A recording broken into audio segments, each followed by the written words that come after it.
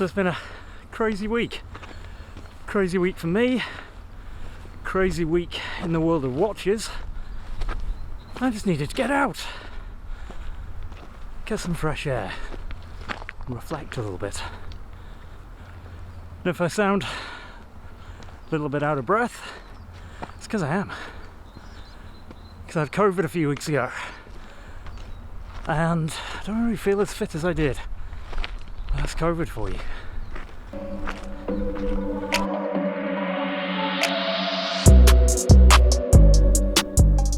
So here we are at the top, almost at the top. And it's pretty nice up here. They've been cutting down all these trees. I don't know if you can see in the background all the logging.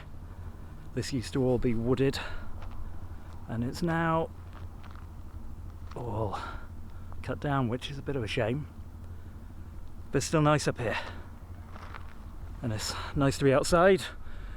I don't know how well you guys can hear me with this microphone, because it's pretty windy, but let's give it a go. So yeah guys, I just wanted to get out and do something a little different. This is the first vlog that I've ever done. You could say it's a vlog on a log. Yeah, I thought that was pretty good. But it's been a crazy week, really crazy, and so much has happened. This week feels like it's kind of 3 weeks put into one. So it's nice just to kind of get out into the fresh air and decompress a little. And yeah, it's taken out of me a little bit getting up here actually. You know, I'm still kind of suffering a little bit the after effects of COVID, which I had about 3-4 weeks ago. And then earlier this week I kind of got a cold. I guess my immune system's on the floor after COVID.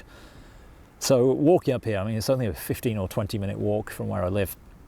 But yeah, guys, it nearly killed me. It shows, well, I don't think I'm too unfit, but I feel unfit.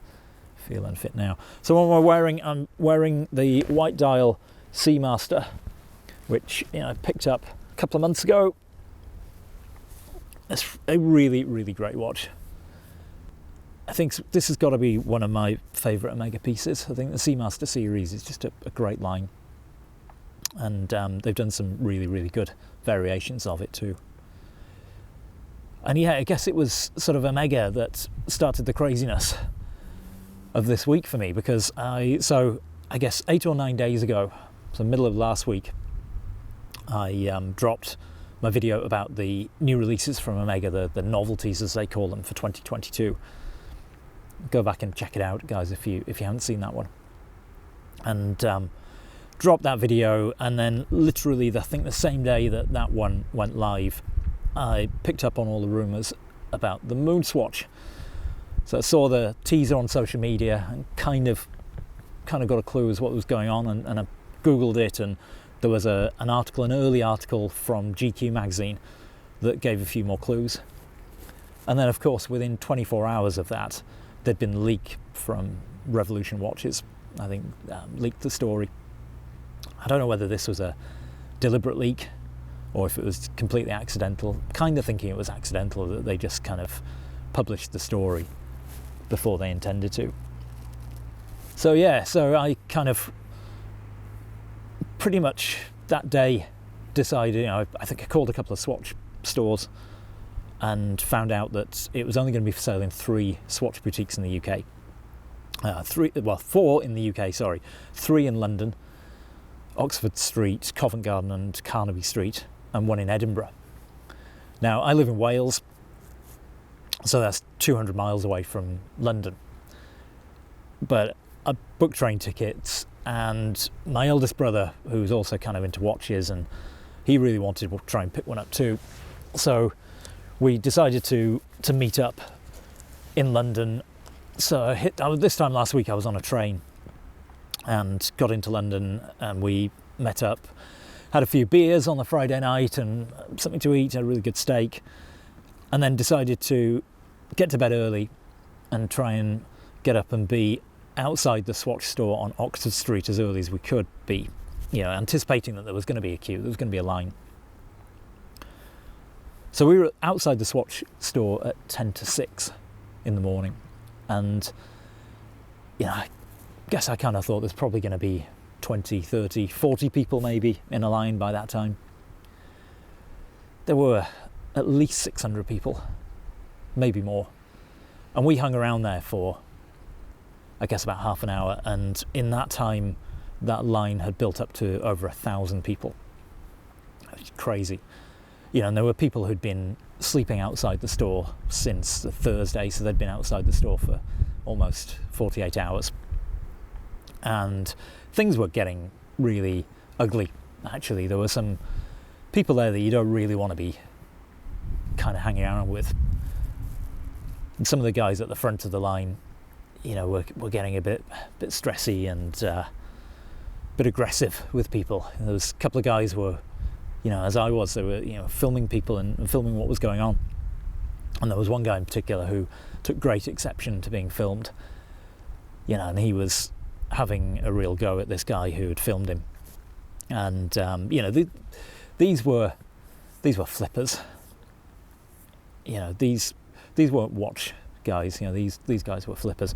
Anyway, we knew at that point there was absolutely no chance we were going to get MoonSwatches. Just no chance at all. So we kind of headed off from there, went back to our hotel and had a nice, long, leisurely breakfast. And I think that was probably the most sensible decision that we'd made. There were only the first 30, 40, 60 people in that line, I think, who probably came away with watches before the police were called and the stores were closed. So I think we definitely made the right decision. So then we decided to go down and see what was going on at Covent Garden. We didn't have any hope of getting in line or getting a watch, but we thought we'd just go and see what's going on there, see if the queue's just as big, the line's just as big. And it was probably bigger. And again, in the time that we were there, it was just crazy, absolutely crazy. And the store opened and they were letting people in, ones, twos at a time. And then shortly after, the store closed. I don't know how many people actually came away with a MoonSwatch before they closed the stores, but there we go, they closed them. I think the police told them that they had to close because there was so much, the mood, the crowd was just kind of, it's a really unpleasant atmosphere. And yeah, we got talking to a few guys outside and these were actually proper watch guys, like ourselves, and they'd gone down really hoping to pick one of these up. But and funnily enough, one of the guys actually had seen the channel. It's the first time I've actually met anyone who's actually watched the channel, so that was really quite cool. Certainly wouldn't describe myself as being famous, that's for sure. But it was nice that someone had actually seen the channel, so that was great. So yeah, we just hung around and chatted to these guys for a while, and then made our way back home, empty-handed, no MoonSwatches. And look, there's no way that I'm going to pay over retail for one and buy one from the flippers. I mean, some of them have been selling for pretty crazy money, and I think you'd have to be crazy to pay anything over retail for one. These watches are going to be plentifully available within the next few weeks. I've heard that some of the stores are already restocking. So anyone who wants one of these watches is going to be able to get one. I don't think they're going to make them forever. I think this is going to be maybe a fairly short run. I think this model line might last for a year. Swatch tend to change their model lines fairly quickly. So I don't think if you want one in 2-3 years' time, I don't think you're going to get one. But I think if you're patient enough to wait 3 weeks, 4 weeks, 6 weeks, you'll get one, no problem. You'll probably be able to get one online by that point. So that was my experience in London, trying to get a MoonSwatch, unsuccessfully. So then got home on the Saturday night, and I had a message from a good friend of mine, Miguel, at Socal Watch Reviews. And Miguel messaged and said, look, I'm doing a podcast. He was recording a podcast on Sunday about the MoonSwatch. He knew I'd been to try and get one, and said, look, would he come on as a guest on the podcast? It's the first time I've done anything like that, so that was really cool. It was really good fun. Bit nervous. Probably didn't need to be. It was just a discussion. But the guys are, the guys who were on the panel on that podcast, really, really great set of guys. They create some great content. So you got Miguel from Socal Watch Reviews. His channel is awesome. Go and check that out. And you can find the podcast now on his channel on YouTube. You had P. Ross, who is his co-host, Ross Wristwatch Love. And you had Fred from Shaluxo. And Fred is a really cool guy. His channel's great too. So go and check all their channels out, guys. If you're into watch content, you'll love the stuff that they're doing. I'll leave links in the description to their channels too. So yeah, we recorded the podcast on Sunday. That went out then on Monday. And then, of course, Watches and Wonders started. Watches and Wonders. And of course, you can't not cover the new releases from Watches and Wonders. So I dropped a video a few days ago on the new releases from Rolex. And wow, that lefty, that GMT Master 2. That really is something different. I mean, Rolex moves at the speed of a glacier in terms of innovation. They're not known for being kind of daring or taking risks, really. So for them to launch this lefty, especially with the date window at the left-hand side of the 9 o'clock position, I think that's a pretty bold move from Rolex. But this one's just left me a bit confused. Because they've really just rotated the case 180 degrees and rotated the movement as well. And that's why the date window's at 9 o'clock. It feels a little bit lazy. I don't like to criticise brands like Rolex, but it does feel a little bit lazy. They've obviously had to change the date wheel so that still, when the date changes, it still changes down from the top. It's clockwise, if that makes sense. It's like an instant date change. But yeah, guys, this just really doesn't do it for me. I'm not against watches with a crown on the left-hand side. I like watches that are different, unusual. But this is just kind of, just feels wrong for Rolex. Doesn't feel like the right move for them. But look, all that to one side, these watches they're gonna sell as many as they can make. And they'll probably have a lot of demand for it because it's a bit of an oddity. It's a little bit different, and people will probably be hoping that they discontinue it in a year or two's time and that the values will skyrocket, and they probably will. That's the crazy world of Rolex. Madness. But I dropped that video a few days ago. If you haven't watched that video, guys, go back and check it out. And I've had some comments, and the thing is, in the comments, I think I've only probably had one guy who has actually said that he really likes the watch, really likes the design of the watch. I've had lots of people say if they could get one, they would buy one, but mainly from an investment point of view. I'm not hearing a lot of people say that they love the look of it and they just would have to buy it just because it's such a great looking watch. The one that I think is great is the Air King. I mean, that's a really subtle update. Visually, you've got to kind of look for the changes. If someone points them out to you, you're sure you're going to spot them, but they're not really obvious. But I think what they've done is typical Rolex. It's really subtle. It's kind of incremental changes, incremental steps. And if something's great in the first place, then incremental steps are the way you improve it. And I think that is a great watch, actually. It's a bit weird. It's kind of one of those watches that nobody really wanted 2 years ago, 3 years ago, 4 years ago. And now, because you can't get any other models, suddenly people started buying Air Kings. Air Kings and Milgauss.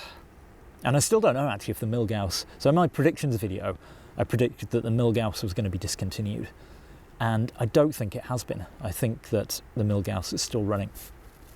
So that's interesting, because I wasn't alone in thinking that one was going to go. Tudor releases, well, yeah, of course, you know, I mean, Tudor are kind of, I think of Tudor as Rolex's more innovative sister company, sister brand. You know, they've done some really cool, innovative stuff over the last couple of years. Pelagos left-hand drive, LHD. Black Bay ceramic. Pelagos FXD. You know, these are all unusual, different, innovative watches. You know, some great watches. But I'm a little bit underwhelmed. I have to say, I'm a little bit underwhelmed by their releases from Watches and Wonders. And sure, look, you know, that Black Bay Pro, 39mm Black Bay Pro is going to be popular because people have been wanting a 39 or a 40mm Black Bay GMT for some time, and you know, they're going to sell a bucket load of these things. You know, and it's a cool looking watch. You know, it's got very much Steve McQueen Explorer kind of looks to it. So I do like the look of that watch. Will I buy one? I don't think I will, but it is a cool piece. And then their new GMT, the 41mm, well, they've kind of gone down this sort of root beer look to that one, and it doesn't really do it for me, I have to say. It's, you know, kind of quite a cool sort of heritage look, I guess, but not really different enough, you know. And this is, I guess, how I feel about Tudor's releases overall, is that I'm just kind of a little bit underwhelmed, and that's a real shame. And I'm really hoping that later in the year that we see some more innovative pieces come through. You know, they did that last year. The FXD was released pretty late. I think that came out in October 21. And it might have even been November, but yeah, that one came out later in the year. And that's still a great watch. I love that one. But yeah, overall, Tudor this time, Watches and Wonders, has just left me a little bit cold. One